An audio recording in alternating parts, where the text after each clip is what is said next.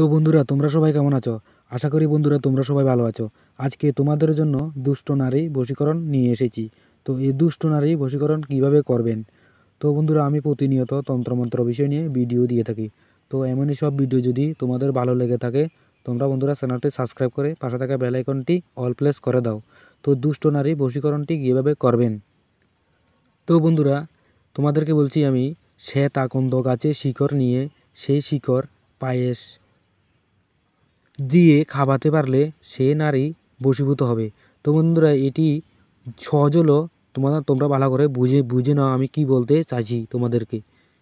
তো শ্বেত আকন্দ গাছ কি, শ্বেত আকন্দের শিকড়টি কোন সময় তুলতে হবে, তো তোমাদেরকে আমি ধীরে ধীরে বলছি, তোমরা শুনে ভালো করে শুনে যাও। তো গাছটি দেখতে এক ধরনের সাদা রঙের হয়। তো সেই সেকন্দ গাছের শিকড়টি তুলতে হবে। কোন দিন তুলতে হবে? যে কোনো অমাবস্যার দিন রাত্রিবেলা সেই শ্বেত আকন্দ গাছের শিকড়টি তুলে নিয়ে এসে কিছুটা নিয়ে নেবে, নিয়ে নিয়ে রেখে দিবে। তো যখন বশ করবেন, সুযোগ বুঝে বশ করবেন, তখন সেই পায়েসে দিয়ে যে কোনো নারীকে খাইয়ে দিতে পারলে সেই নারী বশীভূত হয়ে যাবে। তো বন্ধুরা, এটি খুবই সাবধান ও সতর্কতার সাথে করতে হবে, তাহলে তোমরা কাজ হবে।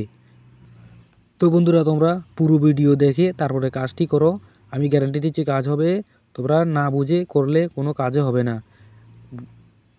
আমি ভিডিওতে ঠিক যেভাবে বলছি, তোমরা যদি সেইভাবে করতে পারো, আমি 100% গ্যারান্টি দিচ্ছি কাজ হবে। আর কাজ যদি না হয়, কমেন্টে যা খুশি তা বলো, দাদা কাজ হয়নি। আমি তোমাদেরকে কমেন্টে বুঝিয়ে দেবো।